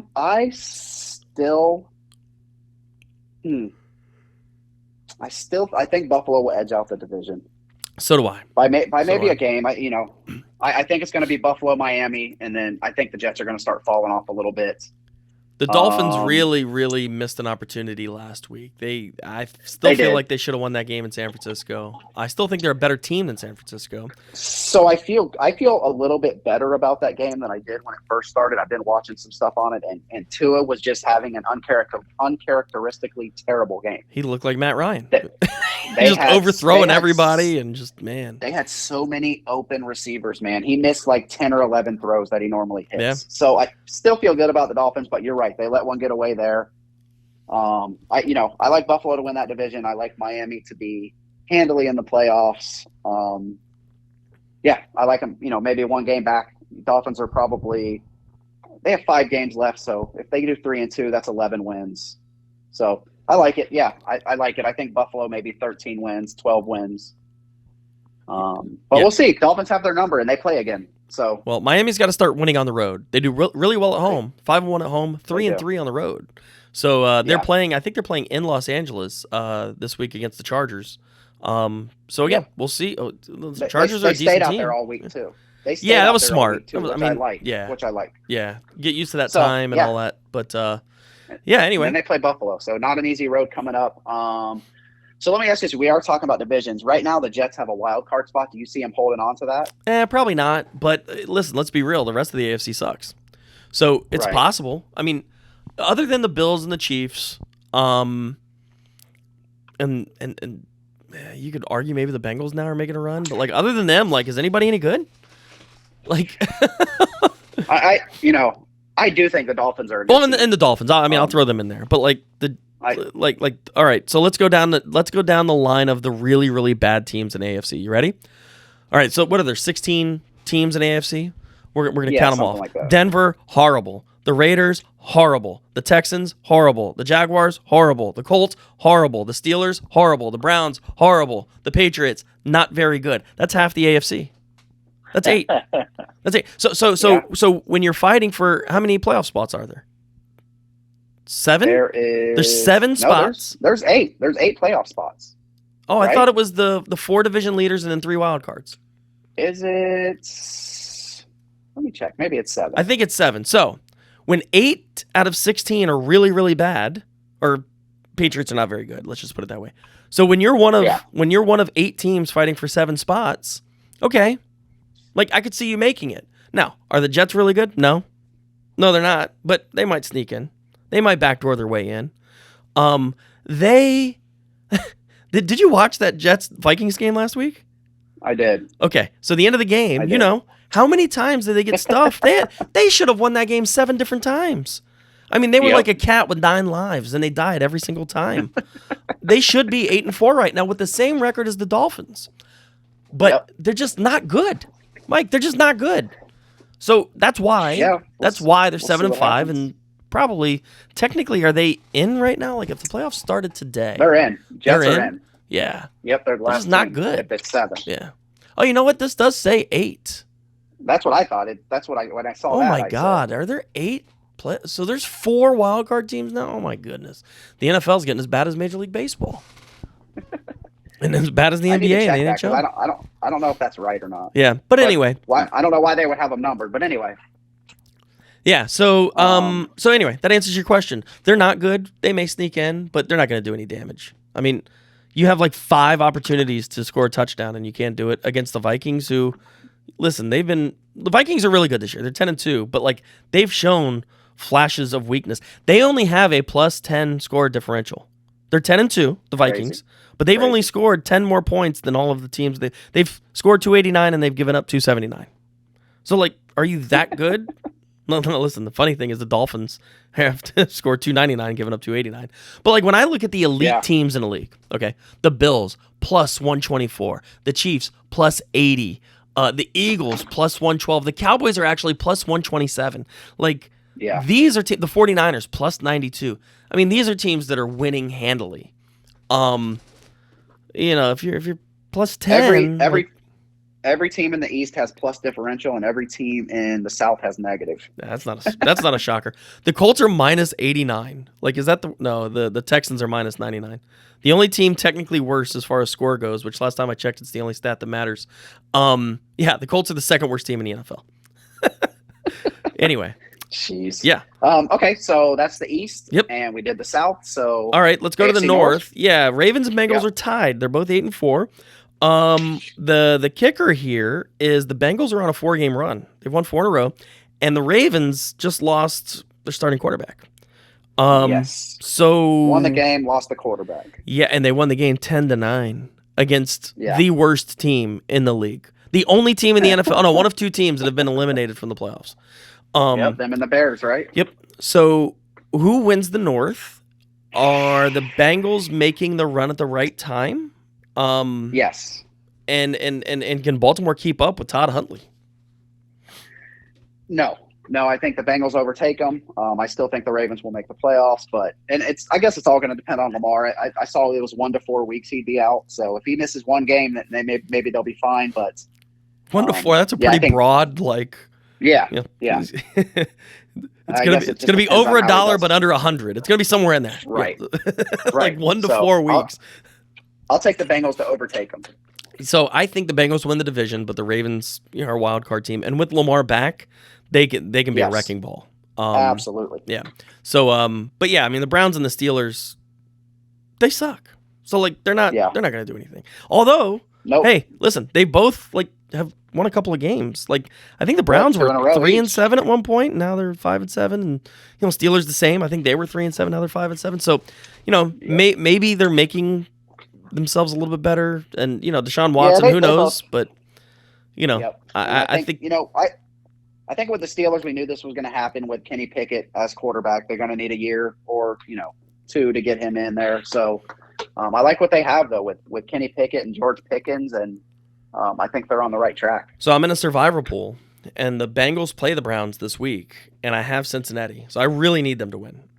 So Yes, I think they will. yeah, we're 14 weeks in, and I'm still alive. So That's unbelievable. Yeah, I've been out for like 5 weeks. yeah. So come on, Cincy. All right, Yep. and the last one in the AFC is the West. The Chiefs have a 3-game lead. The Chargers are mediocre. They're not going to catch the Chiefs, right? I mean, Chiefs are going to run away with this No, thing, and no they're way. going to compete Yep, for a 1 yep. seed.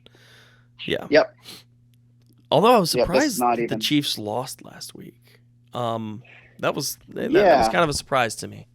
But I mean, everybody's due a clunker. So Yeah, I know, but Chargers lost 2. They didn't gain any ground. So Chiefs are going to run away with that one, I think. yeah, and I agree. I mean, listen. I think that, and I still stick to my guns. I think Buffalo's the best team in the NFL, and I think Kansas City's probably number 2. Yeah. Cincinnati making that run last week and beating Kansas City was a surprise, but Not Yeah. a surprise because Joe Burrow owns that's right. the Kansas City Chiefs. So Apparently he does. he's got a little bit of ownership stake in the Chiefs. All right, well, let's go to the NFC. Let's see. In the East, we have the Eagles up 2 games. Again, another conference where every team is over 500. I don't know if the Commanders all are really three- good now with Heineke, but they're better. And the Giants are they- good, and the Cowboys are really good, and the Eagles are great. So Yeah. this will be interesting. Are they? Yeah, they're no. Okay, so I thought Washington was in the playoffs, but they're the 8th seed. So almost every team in that division is currently in the playoffs, which is cool. Same with the same with the AFC East. Yep. Yeah, good division. I think that Philly just is going to win the division. I guess we'll see. They still have to play once, right? I think so, but they have a 2-game lead. So even if they lost to Yeah, the Cowboys, they'd still be a game up. Yeah, I think I'll take Philly to win that division. Yeah, I mean, So- Philly is just they're playing great, man. They're playing great football right now, and I don't Jalen know. Hurts is. Yeah, although Dallas, their offense. I mean, again, they played the Colts last week, which is the equivalent of playing me, you, and 9 buddies, I guess, on defense. But the Cowboys scored 33 points in the fourth quarter last week. The over/under of the whole game was 44.5. They scored 33 in the fourth quarter on their own. So yeah, I don't know. Cowboys offense has been really, really hot lately. The Eagles have the Giants, the Bears, the Cowboys, the Saints, and then the Giants again left. Cowboys. Wait a minute. Read that off They have again. the Giants, They'll beat them. Bears, They'll kill them. Cowboys, That'll be a great game. Saints, They'll beat them. Giants. They'll beat them again. So yeah, so they could be 15-2 at the end of the season, losing to the Cowboys. Yeah, And if that's I the could see case, it. the Cowboys can't do anything about it. If they go undefeated, they still will finish 14-3. So yeah, so I think the Eagles probably win that division, especially since they play like the Saints and the Bears. If they slip up one of those games, one of those could be a trap game, I guess. But I see the Eagles finishing at worst 14-3. Yep, I agree. And the Cowboys probably, I don't know what their schedule looks like, but I'm sure that they're going to lose a game in the next 5. So the Eagles will win that division. I got you right here. Yep. What do they got? They are Texans, Oh my God. Jags, Oh my God. Eagles. and then Eagles, Right. Eagles, Titans, Commanders. So they end it with a little bit of a tough 3-game. They might win out. They could. Mike, they might finish with an 8-game winning streak. Holy They cow. could. And they will, at that point, they would be, even as a wild card, they would be the most dangerous team, I think, in the NFL. Am I a Cowboy fan again? Did I just become a Cowboy fan, Mike? It sounds like you're trending that way. They got to bring Rush back though. I love Rush Hour. I miss Rush Hour. Oh man. All right, so that's the East. All right. What about the North? I mean, it's wrapped up, right? The Vikings have a 5-game lead. Have they not clinched yet? I mean, No contest. 5-game lead with 5 games to go. So I guess they'll clinch this week. Who does Minnesota play this week? They play. I gotcha. Let me see. Lions. Oh So yeah, this okay. is- Yep, they clinched. This is clinch week. Yep. Yep. And Lions, actually, the Colts. Lions are the second place team there. So, that's the clincher. If they win, they're in. Yep. Lions, Colts, Giants, Packers, Bears. Oh, what's funny is my buddy wanted me to go to Minnesota to go to the Vikings Colts game, like before the season started. I think it was that game. Yeah. And I was thinking about it, and now like never in a million years would I go, because like why would I want to go watch the Colts get dominated by the Vikings? Like I'm not going to a Colts game this year. Selling those tickets quick. Yeah, they're giving them away. Like, hey, come to the game and get a free hat. Yeah, I don't know. Anyway, all right. So that's Minnesota. Yep, that division's wrapped up, and then NFC South. They all suck, but they're kind of bunched together. So who knows what happens? I mean, the Bucks, I guess, have a 1.5 lead on Atlanta. Atlanta's only one of them has Tom Brady, so yeah, and I mean the way that the Bucks beat the Saints last week was kind of wild. Coming back and winning, and the Saints, all they had to do was run the clock out, and they're throwing the ball, and it's like, who's coaching that team? I mean, they need Sean Payton back. So the Bucks have the 49ers and the Bengals the next 2 weeks. Yeah, so they may be 6-8. This could get interesting. And let me see. So could a 7 or an 8 win team? Let's see. If you go 8-9, you could win the NFC South. Right. Oh my goodness. The Falcons have the Saints and Ravens. So this could, and maybe a Lamarless Ravens. So this could get interesting. So which is the worst division, the AFC South or the NFC South? I think Tennessee's the best. I mean, I'll say NFC South is worse right now. Just because the AFC South has a decent team? Yeah, that's it. Oh, man. All right. So the NFC South, it's up in the air. It's going to be either the Bucks or the Falcons. I mean, the Panthers and the Saints are out, right? I mean, they're horrible. They're not mathematically out, but they're out. Yeah. I mean, between you and me, they're out. All right. And then in the West. And everybody that listens. Yeah, we've got a run in the West with the 49ers and Seahawks going at it. Yeah, it'll be interesting. It'll be interesting to see what happens there. Again, Arizona not having a season like I thought they would. I thought they were going to be a lot better. And the Rams have to be the biggest disappointment in the NFL this year.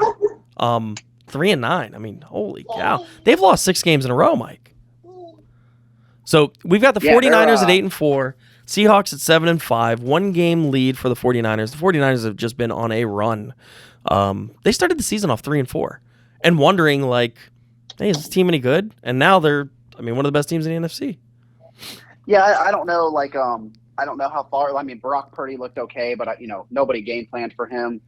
So when they start game planning for him, is he going to be good? I don't know. Is he going to be enough? I mean, I think they're going to win that division just on their defense alone. And McCaffrey and Debo are nice weapons to have. So yeah, I like San Francisco there. I think.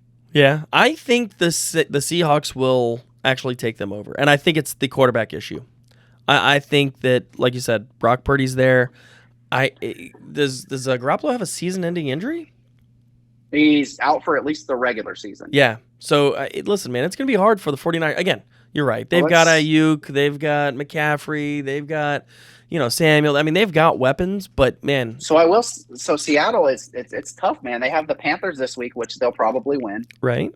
And then they have 49ers, Chiefs, Jets, and then the Rams. So they're sandwiching the games they should win, but then 49ers, Chiefs, Jets are going to be tough. Yeah. Yeah, I don't know, man. That's gonna be a race to watch. 49ers and Seahawks. Those are typically late games. So if you're 4:30 games, watch those teams, because that's going to come down to the wire. And San Francisco has the Bucks, the Seahawks, the Commanders, the Raiders, Cardinals. So yeah, it's going to come down to the wire for sure. Yeah. No, that'll be a lot of fun. And then the last thing I want to talk about in the NFL was OBJ. Like, is he going to sign somewhere? Is he like intoxicated somewhere? What's going on with this guy? I saw that he visited 3 teams. Does he remember the visit? The Giants. It was the Giants, Cowboys, and I don't remember who the third one was. It the Bills, maybe? Well, I think it was the Bills. The story was he had to be escorted off a plane because he was unconscious. I saw that. And what in the world is going on with this guy? Well, I saw that. I don't know what's going on with him mentally. He's starting to. I was going to say he's hitting Antonio Brown territory, but nobody's hitting that. Yeah, that's hard. That's hard territory to reach. Yeah, so I don't think he's going to get signed. The Cowboys straight up came out and said, I don't think he'll be able to play a game this year. Like, he's not healthy enough. Yeah. So what are they doing then? Yeah. So I don't think he gets signed. I think it was all for naught. Maybe the Giants just because he has a pass there, maybe give him a couple million to come play. But my guess would be no. Yeah. Yeah. I mean, definitely listen, not the Cowboys. if he's the OBJ of old, he's a great value. If he's the OBJ of Yep. new, maybe not. I mean, the OBJ of old next year will be nice, but you could just sign him in the offseason. Right. So, Yeah, I don't think you need to bring him in the last few weeks. And again, maybe it's a playbook he's got to learn. I mean, is he play ready? Who knows? And they need to sign him like this week or next week, I think, for him to be eligible for the playoffs. So. Right, there is a deadline at some point. So, all right, that's all I had for the NFL. You got anything else, Mike? No, I'm done, man. All right, well, let's move on to a little NBA. You ready? Let's do it.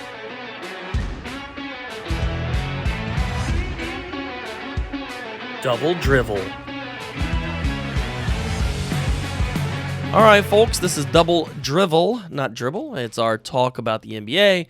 Usually pretty short, especially this time of the year. The NBA regular season, let's be real, it doesn't really matter because everybody makes the playoffs. But we do keep our, finger on the pulse of things. And I want to talk about the standings, kind of like we did in the NFL. But Mike, my question to you is, the Boston Celtics are 21-5. Yep. They're unequivocally the best team in the league, right?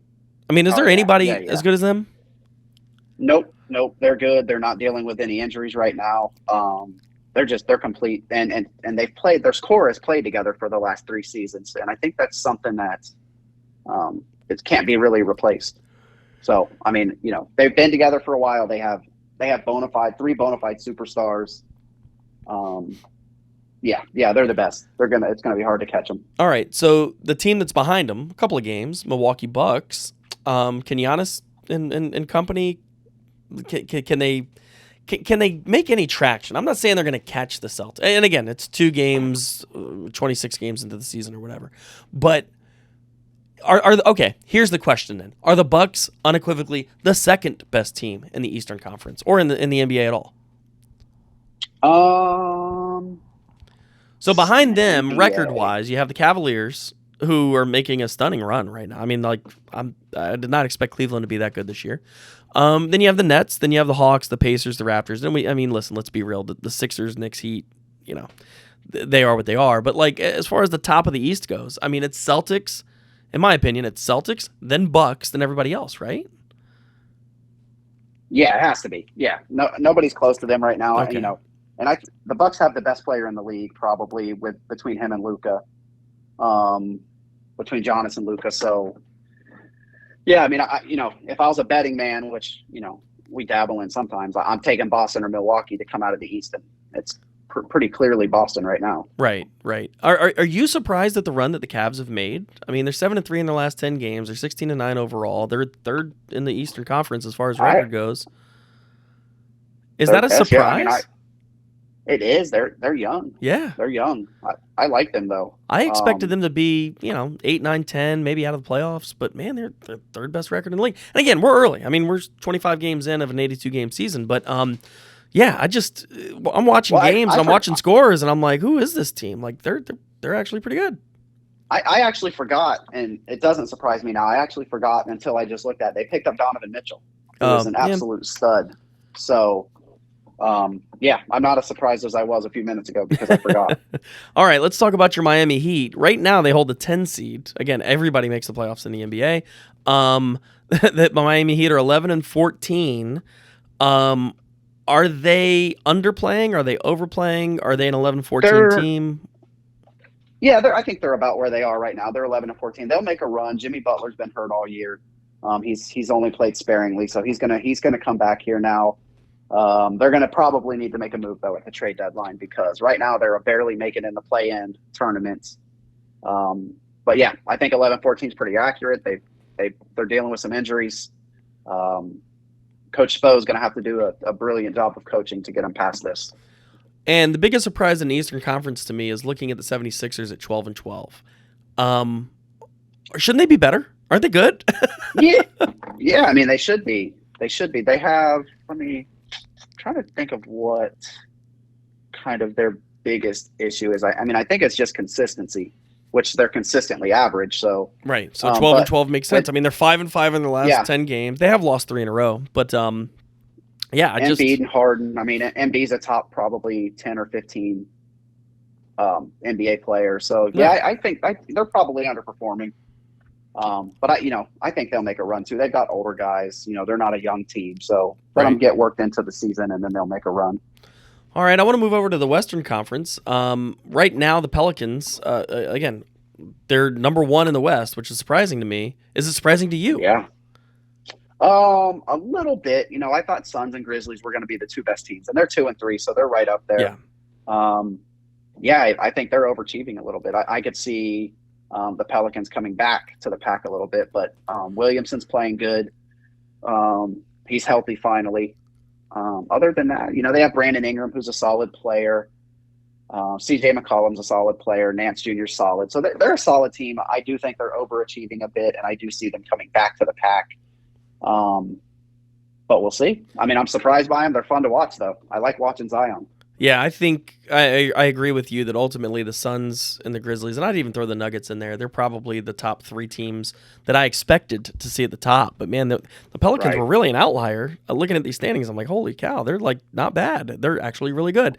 And, again, they're streaky right now. They've won 5 in a row. They're 8-2 in their last 10. So it's like, okay, with a small sample size, maybe this is why, numbers-wise, they look like they're that good. But, like you said, I have to imagine that they're going to regress to the mean. And they'll be in that 4, 5, 6 seed range, but I just was very surprised looking at the standings to see where they were.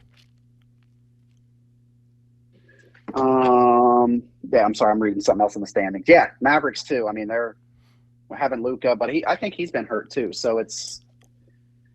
But he's like the only guy they have, right? I mean, right. Yeah. Okay. Let's see. I'm trying to look at some of the stats while I'm doing this. So Luke, they have Luka, who's really good. Obviously. Oh, yeah, he's like a top 5 guy in the league. I mean, Luka Doncic. Kemba Walker. Yep. Spencer Dinwiddie is good. They've got good players, but like I said, they're average without Luka. Without Luka, they're really average, so he can take them over the top. But not really surprised. I expect them to make a run too, and especially when it gets to playoff times. So right now, the Golden State Warriors hold the last seed in the West. They're in 10th, and then the Lakers are 13th. Do you see either one of those teams making a push up? I would think they both do. I'm sure that there's a little bit of fatigue there from the Warriors winning the finals last year. I don't know what's going on with the Lakers. They're just old, I guess. Yeah, I mean they've LeBron's started not playing like he used to. Yeah, they've started winning a little bit recently, but although I say that they've lost 2 in a row, but I mean they were in the cellar, and now they're 10-14, which is not far from the cellar, but it is a progression. But yeah, I'm curious to see what the Lakers end up doing. Yeah, me too. And the Warriors. They got Patrick Beverly, Anthony Davis. I mean, they got a squad that I think they can make up some ground. So we'll see. I think they both make up the ground. I think they both make the playoffs. But I guess we'll see by how much. I mean, I guess even 10th is officially making the playoffs. So yeah. And then again, once you make the playoffs, you never know what's going to happen. So yeah, I mean, that's crazy. So 1, 2, 3, 4, 5 teams don't make the playoffs. That's it. Yeah, in each conference is wild. So, but 10 teams for a little bit. So yeah, and the whole league. That's what I have for NBA. I mean, I don't know if you have anything else. Nope, that's it. I just wanted to go through the standings and see if you were surprised by some of this stuff, because I was. No, and once we get through football, we'll be more in depth with NBA. But yeah, so if I think for both of us, sort of college and NFL take the reins there. Yeah, for sure. And then like you said, once those end, we'll have more NBA and NHL stuff for you. But speaking of NHL, you ready? Your favorite sport? Yeah, your specialty. All right, man. Sounds good. We will move on to Power Play. Let's do it. Power Play. All right, this is our NHL talk. It is, by design, the shortest talk of the entire podcast. Neither one of us are huge NHL guys. I do follow it a little bit more than Mike. I am a New York Rangers fan. I watch almost every game of theirs, and lately it hasn't been good, Mike. Well, I say it hasn't been good. They've won their last couple of games, but they are not where they should be, Mike. And I don't know if you're following this, because I know you're a Ranger fan. But, yeah, Do you have any thoughts on the NHL season? Have you watched anything yet? Have you finally watched an NHL game? I haven't watched the full game all the way through because there's always basketball on to say. I did watch a Bruins game the other night. I think what were they on? What station were they on? Fox Sports, maybe. I don't really remember. I was going across and ended up watching it, and that team looks impressive, man. They are probably the best team in the East. I mean, it's between them and the Devils. They both have 43 points right now, so they're the head of their respective divisions. The Bruins are in the Atlantic, and the Devils are in the Metropolitan. But so they are probably the two best teams in the East, Boston and the Devils. Boston may edge them out. I think Boston's just a little bit better. So you've got the Celtics and the Bruins. This is fun times if you're a Bostonian. Yeah. Absolutely. Red Patriots Sox making moves suck in MLB, so yeah, but the Patriots kind of suck, which I'm happy with. But yeah, and then out west, I would argue that one of the best teams in the league is the Golden Knights. I know we talked about this on our last podcast. They're just good, man. I mean, they have 39 points, so they're leading their conference. And I know they don't quite have as many points as the Bruins or the Devils, but they're good, man. They're really good, and I'm curious to see how well this shakes out. Now, in the Western Conference, in the Central, you've got the Jets and the Stars who are leading that division with 33 points. Yeah. I don't know how all this is going to shake out. Again, it's one of those kind of we're going to watch and see. Again, Winnipeg's good at home, huh? Winnipeg's really good. Winnipeg, yeah, 10-3 at home, 6-4 away. That's 6-4-1. Remember, you get a point for an overtime loss. So. Oh, that's right. Yep. That's right. Calgary Flames are 10-5 at home and 3-5 and 2 on the road. Yeah, that's you crazy. definitely want to play them in your arena. You don't want to play them there. Yeah. So anyway, we'll kind of keep tabs on this. There's nothing really noteworthy. Again, they're about a third of the way through the season. It's an 82-game season like the NBA. We're 24 to the 28 games in, depending on which team you're looking at. So we'll keep tabs on this. Again, look out. I'm telling you right now. You heard it here first. Golden Knights and Boston Bruins are going to be in the finals. I heard it. That's the prediction. I prediction. got you. I'm writing it down. Look at Connor McDavid. I don't know. Connor McDavid. He's good, man. Edmonton Oilers. Yeah. Yep. He has 52 points. The closest guy behind him is 44. So yeah. Well, it's funny because there were guys for Vegas that were kind of dominating that as well. There's a lot of Jack Eichel is the guy I was thinking of before. I mean, he's got 13 goals on his own.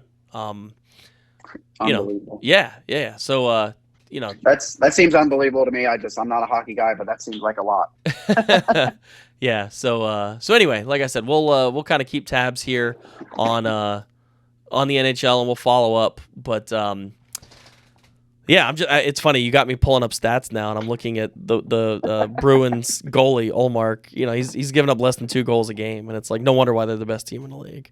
That seems good. Yeah, but anyway, all right, that's it. I know Mike's like, yeah, that seems good. He doesn't know, and the reality is I don't really know as much as I need to know either.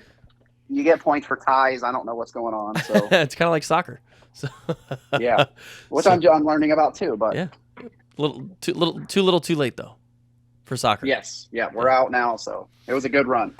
All right, are you ready for a little factor cap? I'm ready, man. I got my questions ready. All right, let's do it. Here we go. Let's go.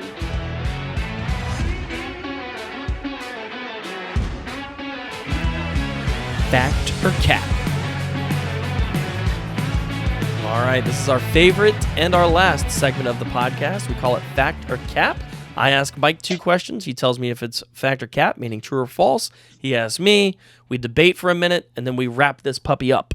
So, Mike, you want to go first? Fact or cap, like the kids say? Fact or cap, like the kids say. It used to be true or false, but now the kids say fact or cap, so we got to go that way. Yeah, I'll ask you the first question, and then you can ask me one. So, my first one to you is fact or cap. Is Jeff Saturday the head coach of the Indianapolis Colts next year? Cap. He will not be the head coach. He's just a stopgap. Was this a true interview? Was this an interview to see if he could do it? I think it was a favor from Jim Irsay to Jeff Saturday to say, hey, I'm going to give you some head coaching experience, and now you can go out and get your job. Gotcha. He was a Colts advisor. He's in the Ring of Honor. He's a Colt through and through, and him and Irsay, I think, are pretty tight. And I think that, Jeff Saturday wants to be a head coach in the NFL. I hope that they say, listen, he's just, he's not our head coach. And listen, I don't see anything wrong with Saturday. Don't get me wrong. I mean, but the team sucks, and he's not really doing anything to make them better.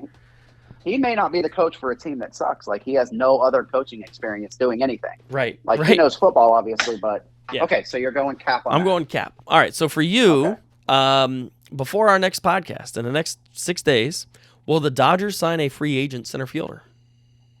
I say Cap. Okay, they're going to go with what they got. I say Cap, and I think that they maybe make a run at a shortstop. So, okay.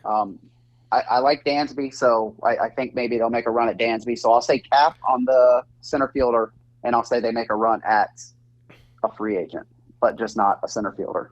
Got it. All right. But I could see him signing McCutchen. That's not a big move to me, but no, it's not a big move. But he is a free agent center fielder, so. Yes, and I already had this written down, so this is kind of on the same. Will the Dodgers make any big moves this offseason? All right, I need you to define big. Because they're going to make moves. I mean, they're going to sign guys, but above Andrew McCutchen level. So, are they going to sign Dansby Swanson, Carlos Correa, Rodon, one of those guys that's left? I will say Cap. Okay. I don't think they signed anybody bigger than Andrew McCutchen. Okay. I think they're going with what they got. Gotcha. Save money this year, get ready for next year? I think so. Got it. All right, the last question. The Miami Heat make the NBA playoffs. Fact. All right, so on December 8th, you're saying fact.